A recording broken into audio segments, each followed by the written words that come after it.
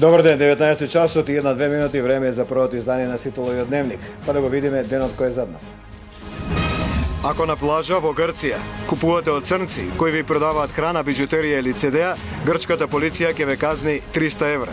Грчкиот министер Аврамополос изјави: ако си од Македонија, треба да зборуваш грчки, а како треба да зборуваат оние кои се од Грција, не беше кажано. Владата го објави договорот кој со Русија е потпишан околу приклучувањето на гасоводот Јужен Тек. Европските банки го повлекуваат својот капитал од државите на Балканот и Југоисточна Европа, објавува Европската банка за развој. Европа била во криза, вели статистиката, но само ова лето за фудбалски трансфери европските клубови ќе потрошат повеќе од 500 милиони евра. Вистината смее да се објави само ако ви дозволат. Е општо правило, па дури и во демократските држави.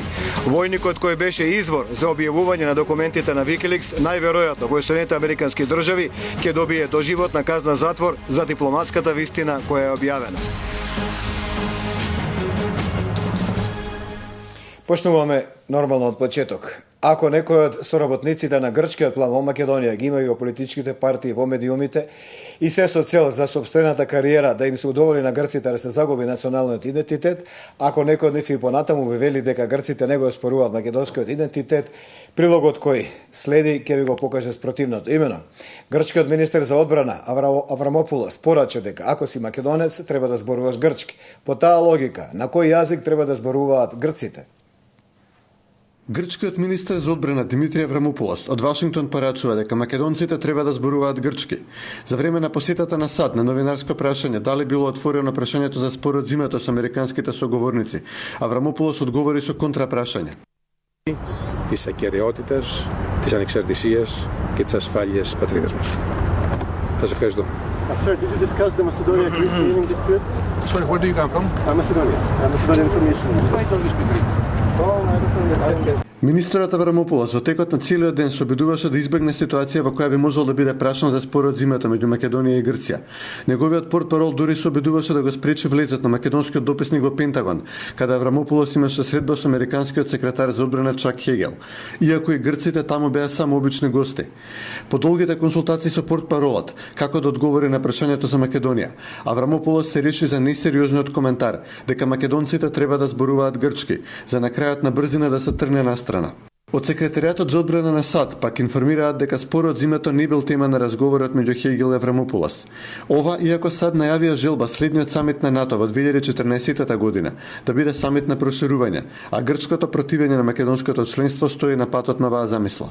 Секретарот Хегел му се заблагодари на министерот Аврамополос за натамошното распоредување на американските воени сили во поморската база во заливот Суда на Крит. Заливот Суда е клучна точка за американските стратегиски цели во регионот, чие значење беше дополнително јасно за време на операцијата Обединет заштитник во Либија. Секретарот Хегел го поздрави грчкиот придонес кон регионалната сигурност на Балканот и изрази задоволство од грчката поддршка и соработка во НАТО. Секретарот Хегел и министерот Аврамополос разговара за прашања од взаемно стратегиско значење на Средоземјето, Блискиот Исток и Северна Африка, вклучувајќи ги Египет и Сирија. Министерот Аврамополос го истакна партнерството на САД и Грција и се заложи да продолжат силните односи. Грчкиот министер за одбрана, кој неодамна беше задолжен за надворешните работи, доаѓа во Вашингтон не една недела пред посетата на грчкиот премиер Андонис Самарас, кој треба да се сретне со претседателот Барак Обама. Од американската дипломатија има најави за засилен ангажман околу решавањето на отворените балкански прашања во кои е вмешана Грција, но засека како примерно од нив се наведуваат напорите за решение на поделениот остров Кипар. Од Вашингтон се јави Цветин Челиманов. Остануваме на грчките теми. Ако сте турист во Грција, а многу од вас ќе бидат, внимавајте, 300 евра казна можете да платите ако купувате од црнците кои продаваат на плажа. Дали да е храна или нешто друго, што и да е. 300 евра е казната. Доколку купувате дребули по грчките плажи, ризикувате на локалната полиција да ја платите уште 300 евра казна. Грција на чуден начин се справува со сивата економија. Српските медиуми ја пренесуваат изјавата на пар од Белград кој избегнал да ја плати казната само поради традиционалното српско-грчко пријателство. Жената купила фустан од еден африканец на плажа во Паралија. Веднаш дошле полицајци кои го привеле африканецот на жената и наложиле да плати 300 евра. Таа за српските медиуми вели дека имала среќа бидејќи полицајците биле добро расположени, па во име на пријателските односи со Србија не ја наплатиле казната. Македонците на тоа не може да сметаат, па препораките се добро да се внимава што и од кого се купува. Полицијата вчера предупреди добро да се внимава и на автомобилите, бидејќи од стартот на сезоната 40 на туристи од Грција во Македонија се вратија со оштетени автомобили. Станува збор за една исклучително специфична појава, бидејќи барем на нашите граници со соседна Република Грција досега не е регистрирано ниту пријавено никакво оштетување на некакво друго странско возило, односно возило кое што го управува државјани на некоја друга држава или пак дека фалат или биле одземени, украдени регистарските ознаки на некое такво возило, така што прилично станува збор за сериозен сомнеж дека македонските туристи во Грција се нечија цел, односно за некого не се пожелни. Според неофицијалните проценки годишно над 150.000 македонци одат на одмор во Грција. Според анализата на Грчката туристичка комора, лани нашите граѓани на територијата на јужниот сосед потрошиле над 550 милиони евра. Сосема согласно стандардите, владава го објави договорот согласноста која со руската страна е постигната околу приклучувањето на Република Македонија на гасоводот Јужен тек, со што Македонија во корен ја менува својата и енергетска и економска иднина. Подпишаниот договор за Јужен тек достапен за јавноста. Истиот содржи 9 страни, а според упатините ги придонесе кон долгорочна енергетска стабилност, предвидува обезбедување на потребните количини на ефтин газ за индустријата и домакинствата. Со договорот се регулира и размената на помош за време на подготвување на проектната документација. Се уредува изградбата и користењето на кракот кој ќе биде дел од магистралниот систем кој ќе го гради Русија. Истиот преку Црното море ќе минува низ трети земји. Дали кракот за Македонија ќе влегува преку Србија или Бугарија ќе договара партнерите од новата мешовита компанија, која ќе биде составена од домашен и руски капитал. Од владата сметаат дека ставениот подпис на вице-премиерот Ставревски и министерот за енергетика Александар Новак на 23 јули во Москва е од историско значење за нашата држава. Договорот предвидува зголемување на количините на газ од сегашните 800.000 кубни метри на 2 до 2,5 милијарди кубни метри, што секако ќе ги задоволи комплетните потреби од газ на земјава. Сега ќе може да стартува и проектот гасификација на Македонија, проект кој е сосема различен, но тесно поврзан со претходниот, се вели во соопштението на Министерството за финансии.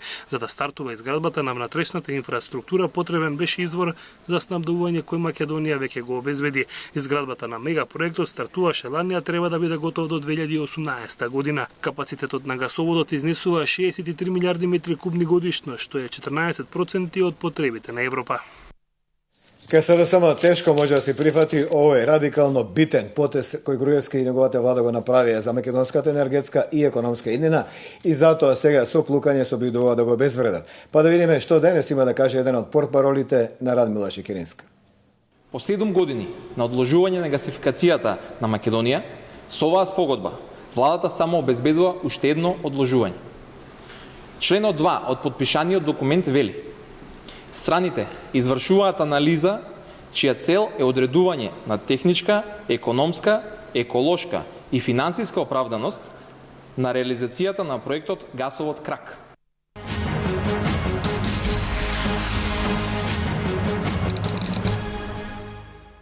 Денес промовирана нова генерација на питомци на македонската армија. Со свечено фрлање на капите, питомците од 13-та класа на Војната академија генерал Михајло Апостолски го одбележаа стекнувањето со офицерски чинови. Првата класа која дипломираше по возобновувањето на академијата доби промоција во чин подпоручник. Со офицерски чин годинава се стекна и 7 припаднички на понежниот пол. Оваа промоција е доказ за тоа дека не подклекнавме на предизвиците и искушенијата. Со цврста волја и желба го изодевме патот до првата офицерска звезда. Според председателот Иванов, младите офицери се иднината на АРМ. Имате патриотски долг кон нашата татковина. Долг да го негувате заветот што ни го оставија и линденците, борците од народно-ослободителната и антифашистичка борба. Првиот човек на генерал штабот Котески истакна дека тие треба да бидат горди што се дел од оваа институција. Професија која бара храброст, професионализам, ентузијазам и посветеност.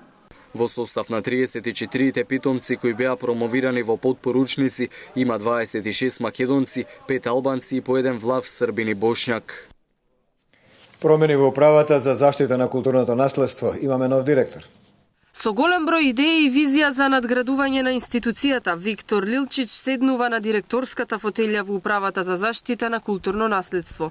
Професорот на филозофски факултет и доктор по археолошки науки за Сител вели: чест и задоволство е да се биде избран за прв човек на управата во конкуренција со уште 30 на кандидати. Тој најави транспарентност во работата, но кои си и како ќе ги реализира замислените проекти, ќе соопшти откако официјално ќе застане на функција. Самото влегување, да речем, во институцијата ќе биде веројатно од наредната недела и јас би, да речем, предложил да главното интервју и овие моите ставови, да речеме, идеи, да ги изјавам, да ги дадам во еден близок нареден период.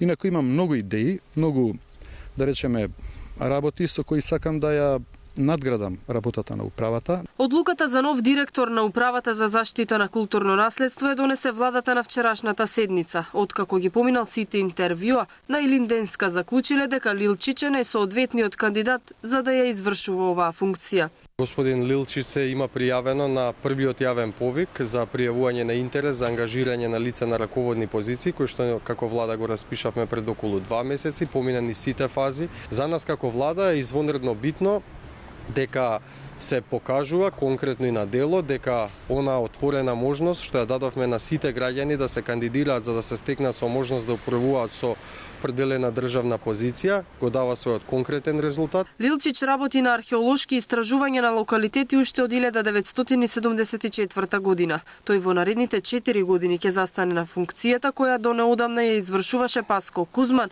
кој сега се наоѓа во куќен притвор откако беше уапсен поради злоупотреба на службената положба и овластувања. А избегнат инцидент во Охрид, оној кој го предизвикал инцидентот се наоѓа веќе во притвор, се работи за локалната самоуправа. Поранешниот раководител на секторот за туризам и локален економски развој Гоце Симоновски заработи кривична пријава за насилство. Симоновски беше начело на овој сектор кога градоначалник на Охрид беше Александар Петрески од СДСМ. Пријавениот најнапред започнал вербална расправија со секретарот во локалната самоуправа, упатувајќи му повеќе груби навредливи како и следниве заканителни зборови. Ке видиш што ќе ти направам, ке ти се осветам тебе и на твоето семејство. Ако не успеам јас, ке оставам аманет да ти се осветат, а во еден момент се обидел и физички да го нападне замавнувајќи со раката кон него, но не успел во намерата бидејќи оштетениот се отргнал и го избегнал обидот за физички напад. Секретарот на општината Димитар Спасески не сакаше да коментира за инцидентот, додека Симоновски не беше во својата канцеларија, како што дознаваме од денеска и наболедување.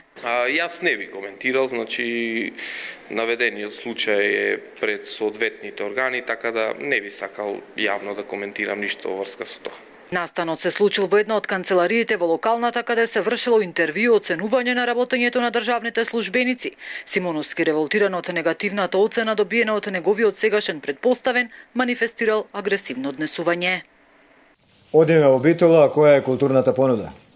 Околу 1000 играорци од Македонија, Бразил, Израел, Полска, Турција, Словенија и Хрватска годинава зедоа учество на фестивалот Илинденски денови во Битола. Манифестацијата во организација на Центарот за култура се одржува во рамките на Битфест под покровителство на градоначалникот на Битола Владимир Талески. Целта на самиот фестивал е да опфати што повеќе разновидна публика, народски кажано од 7 до 77, и со овој наш концепт, почнувајќи од дефилето, различните локации, со оваа манифестација напладне во чаршијата, сметаме дека и тоа ќе го постигнеме и дека ќе имаме над 10.000 гледачи на овие 4 фестивалски денови. Илинден направи една манифестација која што навистина од година во година е се поубава, се поприфатена. По завршувањето на Илинденски денови по 5 години пауза, исто така во рамките на Битфест во Битола се враќа фестивалот на серенадата. Ние сакаме да одржиме традицијата да се пеат серенадите во Битола. По одржани скоро 2/3 од манифестациите предвидени за овогодинешното издание на Битфест, организаторите се задоволни што и ова лето Битола е дестинација која нуди и по 5 културни настани секоја вечер. Добро, одиме во Крушево, етноград, манифестација која предизвикува и меѓународно внимание. Со синоќ е организираната консулска вечер на која присуствуваа 15 конзули од различни земји, а легендарното Крушево за момент се претвори во светот во мало, се заокружија активностите кои го одбележаа годинашното 5-то издание на Крушево етноград. Од манифестацијата задоволни се и домаќините, но и гостите. Многу убаво, стварно многу ми се свиѓа и би честитам за големиот празник. Се надеваме дека Крушево ќе има многу голем развој, бидејќи местоположбата, гостопримливоста на крушевчани е навистина позната надалеку. Унгарија е 11 милиони. Гледаме да на туристичката мапа Крушево влези. Според организаторите, оваа манифестација, која е предвесник на следната 10 дена Крушевска република, се повеќе ја исполнува својата цел, особено во однос на туристичката промоција на Крушево во светот. Да ги ревитализира историските линкови и да ги воспостави соработките преку кои што ќе се представуваат вредностите и традициите од Крушево. Да ги запознаеме конзулите со нашата култура, традиција, со нашите обичаи, со надеж дека истото тоа приватно доживување што ќе го доживеат, ќе го пренесат и во нивните држави. Крушево етноград 2013 започна на 25 јули, а од утре па во наредните 10 дена Крушево ќе биде домаќин на традиционалната манифестација 10 дена Крушевска република, во чии рамки годинава се одбележува 110-та годишнина од Илинденското востание. Битно е ова за туристите крушевчани за нивните 10-15 дена, но за Брвеница и околината на Тетово битно е за секој ден, дека Брвеница ќе биде приклучена на автопат. Речиси 20.000 жители од 10 населени места во општина Брвеница со изградбата на новата сообраќајна клучка ќе имаат можност со возилата директно да излегуваат на автопатот, што ќе ги поврзува со Тетово, Гостивар и Скопје. До сега мораат да одат до Тетово, па оттаму кон Скопје или Гостивар. Во септември треба да започне изградбата на клучката, инаку предвидена со владината програма 2011-2015 година. Тоа е проект кој што за уназад враќање малку во еден период се малку закочи поради имотно-правните односи, али сега тие имотно-правни односи се решени. Во Брвеница вела дека клучката е значајно сообраќајно решение за нив. Помалку ќе се патува, а и ќе се намали сообраќајниот метеж во Тетово. Че идемо за Скопје, значи многу побрзо, за Гостивар може да излеземе, за хитни случаи, за све, и ние го чекавме тоа годиништа да се направи во општина Брвеница. Мислим дека више редно е да почне да го града. Неодамна беше избран и изведувач на работи.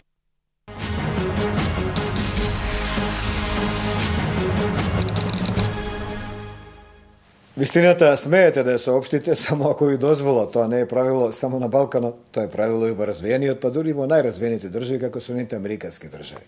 Имено пред 3 години се појави така наречената афера Wikileaks, кога американски војник кој работи на обработка на податоци и изнал податоци битни за американската дипломатија, што на вистина американците во дипломатијата говорат и работат и што е многу различно од она што го кажуваат јавно или на своите пресконференции ни го соопштуваат.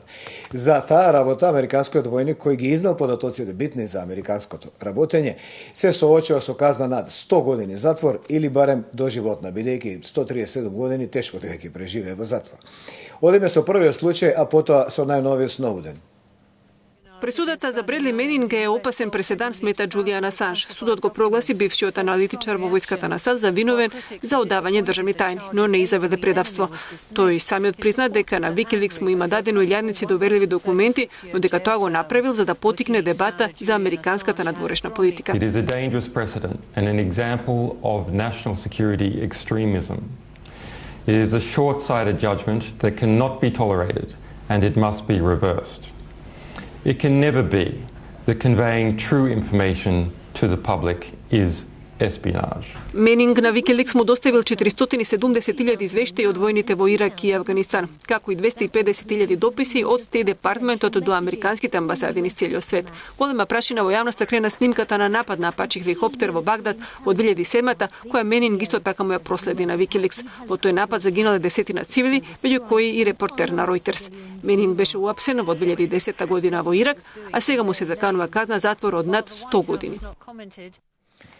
Актуелна е деновиве аферата Сноуден, каде што службеник на ЦИА изнесе податоци дека американските власти ги шпионираат собствените граѓани, па дури граѓаните на светот надвор од законот, се подразбира. Америка поделена, дали на Сноуден треба да му се суди или не, но американската држава е единствена, треба се засилат мерките за прислушување. Националната агенција за безбедност по скандалот со својот бивш службеник Сноуден одлучи да биде потранспарентна. Уште во текот на оваа недела постои можност документите и информациите за програмата за електронско разузнавање на речна призма да станат достапни на јавноста. Тука ќе бидат вклучени информациите за работата на тајниот суд за разузнавање во странство.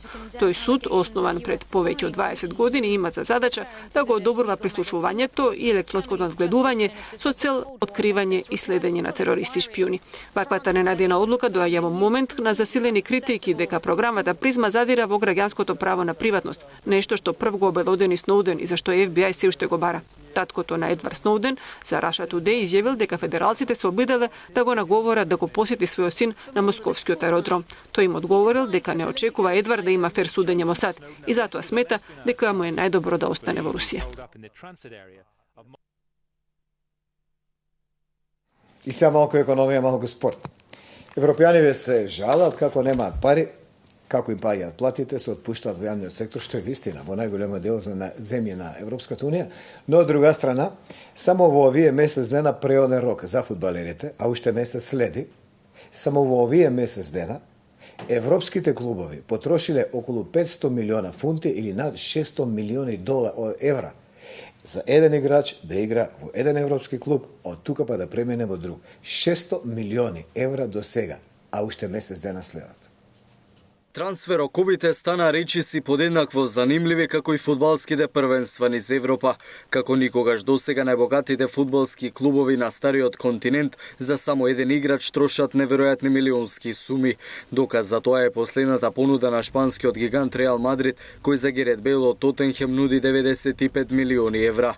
Доколку англискиот клуб ја прифати понудата, таа ќе го сруши претходниот рекорден трансфер на Кристијано Роналдо од Манчестер Юнајтед во Реал Мадрид. Со тоа Гарет Бейл ќе застане на врвот на вечната листа рекордни фудбалски трансфери, но не секогаш во минатото овие цифри биле енормно големи. Првиот рекорден трансфер бил направен во 1893-та, кога Вили Грув од Вест Бромвич Албион преминал во Астон Вила за само 100 фунти. Првиот играч и трансфер достигнал над 1000 фунти Алф Комон, кој за таа цифра во 1905-та преминал од Сандерленд во Мидлсбро. Бројката од 10.000 фунти за прв пат е пробиена во 1928 година, кога Дейвид Джекот Болтон станал играч на Арсенал. Првиот шестоцифрен фудбалски трансфер е направен во 1961-та, кога тогашниот најдобар шпански фудбалер Луис Суарес преоѓа од Барселона во Интер за 142.000 фунти. Со трансферот на Джузепе Саволди од Болоња во Наполи за прв пат е пробиена милионската сума сметана во фунти. Од почетокот на новиот милениум рекордните фудбалски трансфери ги прави исклучиво кралскиот клуб. Во 2000-та Реал Мадрид за португалецот Фиго плади рекордни 37 милиони фунти. Една година подоцна во своите редови го донесе и Зидан за 53 милиони, додека во 2009-та од Милан го купија Кака за 56 милиони фунти. Истата година Кристијано Роналдо застана на врвот на листата и го оствари највисокиот трансфер во историјата на фудбалот, вреден 80 милиони фунти. До сега на сите рекордни фудбалски трансфери се потрошени безмалку половина милијарда фунти. Колега Ников, несомнено има многу перење пари во овие трансферени играчи, инаку 100 милиона евра да вложиш, па Бейл се викал како сакал да се вика, не можеш да ги вратиш никогаш. Па токму така, меѓутоа во секој случај ова Бейл допрва, мислам дека ќе следи и дека како Тотенхем знае да се ценка со Реал Мадрид, мислам дека ќе оди над 100 милиони евра сумата. Сепак тука има многу перење пари и секако нема да биде далеку денот кој ќе има апсење за овие големи цифри. Еден ден ќе им пукне филм на банкари и на државните органи. Во секој случај ние ќе преминеме на останатите вести од спортот. На 15-тото светско првенство во спортови на вода што се одржува во Барселона, денеска свој втор настап во квалификациите имаше и македонскиот пливач Марко Блажевски. Утре во базенот во салата Сан Жорди во квалификациите ќе се појават и другите двајца наши представници Анастасија Богдановски и Горас Чепишевски. Македонскиот пливач Марко Блажевски во квалификациите на 200 метри мешано исплива најдобар резултат во кариерата на оваа патека. Тој оствари време од 2 минути 7 секунди 78 стотинки, што е за 1 секунда и 49 стотинки подобро од неговото досега испливано на митингот во Шарлот во Соединетите Американски држави. Блажевски пливаше во првата група и го освои 6-то место во групата. Се пласира на 46-то место во конкуренција на 50 пливачи. Инаку македонскиот рекорд е во собственост на Александар Миладиновски и постигнате на Европското првенство 2002 година во Берлин. Сова Блажевски го заврши настапот на светското првенство во Барселона и во двете трки на кои настапи го подобри личниот рекорд. Од македонските пливачи утре ќе настапат Анастасија Богдановски на 100 метри слободно и Горас Чепишевски на 200 метри грбно. Попладнево на четвртиот ден од финалните дисциплини денеска веќе завршија 3 финални трки, а последната Евотек. Шампиони светски прваци стана на 200 метри пеперутка представникот од Јужна Африка Чадле Клос, кој беше побрз од Павел Коржановски од Полска и Ву Пенк од Кина. Неговиот сонародник Камерон Ван де Брук победи во трката на 50 метри градно. Ова е трката на 200 метри слободно, каде триумфираше Миси Френклин пред Федерика Пелегрини и Камила Муфата. Значи на 50 метри градно триумф на Камерон Ван де Брук пред Кристијан Спренгер од Австралија. Триумфираше само за една стотинка, додека третото место му припадна на Джулио Зорзи од Италија. Последната финална трка денеска на програмата е 800 метри слободно во машка конкуренција. Завршницата на светското првенство во ватерполо и борбата за медали ќе мине без домаќинот Шпанија и европскиот првак Србија. Шпанија загуби од Италија со 4-3, Црнагора ја победи Србија со 9-8. Хрватска по продолжение ја мина Австралија со 7-6, а единствено Унгарија беше убедлива над Грција 9-3. Во полуфиналето во четврток ќе играат Хрватска, Унгарија и Црна Гора, Италија. Минуваме на вестите од фудбалот. Вечерва се играат 5 надпревари од третото квалификацијско коло, со што ќе биде комплетирана програмата од првите надпревари. Инаку да ги погледнеме резултатите од вчера одиграните дуели: Шахтер Скендербек 3-0, Австрија Виена Хафнар Фјордур 2-0, Калију против Викторија Ползе 0-4, Динамо Тбилиси Стеуа 0-2, Базел Макаби Телавив 1-0, Нордсјеланд Зенит 0-1, ПАОК Металист 0-2, ПСВ Айндховен против Зулте Вареген 2-0, Динамо Загреб Шериф 1-0, Олимпик Лион Граскоперс 1-0 и двојките за вечерва: АПЛ против Марибор, Молде Легија, Лудогорец Партизан, Страсбург Фенербахче и Селтик против Елсбург. За крајот и веста дека македонскиот тенисер Томислав Јотовски успеа да го мине првото коло на фьючерс турнирот во Сомбор. Тој го совлада бугарскиот тенисер Халвачев со 2-0 во сетови и утре ќе игра против русинот Кутулев, кој во првото коло денеска го елиминираше првиот носител Срвинот Бјелица. Точно по план 30 минути као швајцарски сат сме одработили денеска. Јас ви посакувам пријатен ден. А колешката Ирена да чекува со економските, односно битни свести по ова.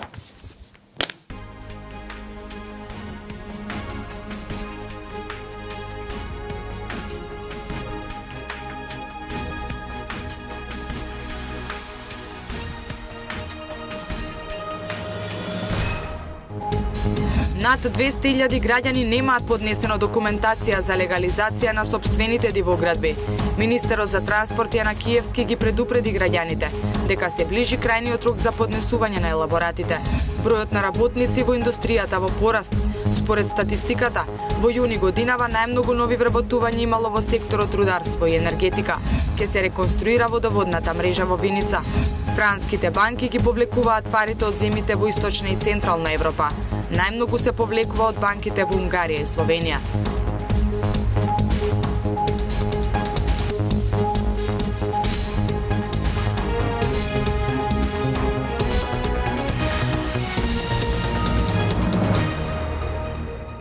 Добро вечер, ова се бизнис вести на Сител. Над 200.000 граѓани немаат поднесено елаборат за легализација на сопствените дивоградби. Министерот за транспорт и врски Јана Киевски уште еднаш предупредува дека се ближи крајниот рок за комплетирање на документацијата.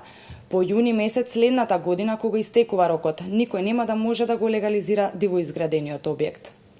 2/3 од собствениците на дивоградби не доставиле елаборат за легализација на објектот. Министерот за транспорт и врски Јана Киевски вели дека се ближи крајниот рок по кој ќе нема можност за легализација. Дека на процесот не се гледа сериозно, говори и податокот дека дури 10.000 елаборати се изработени, но не и подигнати од страна на граѓаните. Вкупниот број на доставени барања за изготвување на геодетски елаборати 128.630, од кои 10.000 елаборати се изготвени, а не се подигнати од страна на граѓаните на Република Македонија. Во Република Македонија има вкупно 149 регистрирани геодетски фирми. има преку 200.000 се уште неподнесени барања за легализацијата од тие фирми. Доколку граѓаните на Република Македонија и фирмите не ги поднесат час поскоро овие барања, во тој случај геодетските фирми нема да можат да стигнат во рокот утврден со закон 18.6.2014 година да ги изготват фирмите. Социјално загрозените пак ќе плаќаат половина од трошоците за изработка на елаборат, за да се забрза процесот кај 20.000 семејства. Министерот за труд и социјална политика Спасов најави пониски цени од септември кои ќе можат да се платат на рати. Се намали цената на чинење на елаборатот за легализација на бесправно изградените објекти до 50 метри квадратни од 2000 денари на 1000 денари и да се намали цената на легализација на бесправно изградените објекти од 51 до 150 метри квадратни од 41 денар на 20 денари по метар квадрат. Процесот на легализација не завршува со добивање на решение од општината, туку со вадење на имотен лист. До сега легализирани се 60.000 објекти, од кои само 46 добиле имотен лист. Пораст на вработените во индустријата. Според статистиката, во првите 6 месеци од годинава, бројот на работници во индустријата се зголемил за 0,6%. Најмногу вработувања во јуни годинава се регистрирани во секторот рударство од 8,4%, во споредба со истиот период лани, и во секторот енергетика од 2,1%. А 28,5 милиони евра се вкупните странски директни инвестиции во мај годинава, или од јануари до мај од странство во земјава се слеале 105,4 милиони евра странски инвестиции. Ова се последните информации кои што ги соопшти Народната банка. Се реконструира водоводната мрежа во Виница. Проектот ќе придонесе за развој на економијата во регионот. Реконструкција на 70% од водоводната мрежа во Виница е капитален проект кој во моментот се реализира. За останатите 30% е подготвена техничка документација, а веќе во следната година ќе се пристапи кон реализација. Неодамна беше потпишан и договор со Министерството за финансии за заем од Светска банка за изградба на атмосферска канализација. Овој проблем ќе биде решен во наредната година, ќе отпочнеме со изградбата веќе во месец септември. Во општина Виница постојат 2 зони предвидени за изградба на малостопански капацитети и незагадувачка индустрија. Најголемиот дел од парцелите за градба се продадени. Почнуваме изградба во месец септември на 2-3 поголеми капацитети, со што некаде уште во текот на оваа година ќе обезбедиме околу 200 нови вработувања. Виница е општина која во последните неколку години бележи рапидно зголемување на иселени лица во западноевропските земји. Дончев смета дека со подобрувањето на условите за живот и економскиот развој ќе се овозможи нивното враќање. Во разговор сме и со бизнис секторот за да и тие да обезбедат една поголема плата, една пристојна плата за оние што би се нафанале да се вратат. Паралелно со инфраструктурата, локалната самоуправа работи и на подобрување на бизнис климата за потенцијалните инвеститори. Странските банки ги повлекуваат парите од земјите на Централна и Источна Европа, се вели во најновиот извештај на Европската банка за обнова и развој. Најмногу пари се повлечени од банките во Унгарија и Словенија.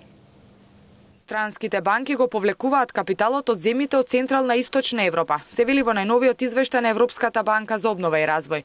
Многу банки од источноевропските земји се во целосна или мнозинска сопственост на матичните банки од Западот, кои во изминатиот период ја намалија кредитната активност за да ги стабилизираат своите биланси кои се нарушени од должничката европска криза. Се стравува дека нивното повлекување на домашниот пазар ќе им нанесе огромни штети на економиите на европските земји кои се во развој. Постои загриженост дека вложувањето на овие пазари наспроти пазарите на земјите кои започнаа да се развиваат кон крајот на мај, може да придонесе за интензивирање на финансиското намалување. Постои внимателно следење и на исплатата на долговите, а од голема важност се и системските ризици кои постојат при наплата на овие долгови, се вели во извештајот на Европската банка за обнова и развој. Истражувањето кое е спроведено од страна на ЕБОР покажало дека капиталот во овие банки е намален во просек за 5,5% од бруто домашниот производ. Најмногу средства се повлечени од банките во Унгарија, околу 23%. Таму банките се соочија со големи загуби откако во 2010 година владата на Виктор Орбан одлучи да им даде субвенции на корисниците на кредити поради што банките изгубија речиси 4 милиарди евра од капиталот. Странските банки стравуваат дека загубите можат да бидат уште поголеми со најавата на планот за помош на корисниците на хипотеки во странски валути. Најголемата банка во Унгарија во претходните 2 недели недели поради драстичниот пат на цените на акциите, претрпела загуби од околу 900 милиони долари. По Унгарија, процесот на повлекување на средства продолжил и во Словенија, потоа во Хрватска, Летонија, Романија, Украина, се вели во соопштението на Европската банка за обнова и развој. Со оваа информација ги завршуваме бизнис вестите. Повеќе можете да прочитате на нашиот сајт citel.com.mk и на социјалните мрежи. Имајте пријатна вечер.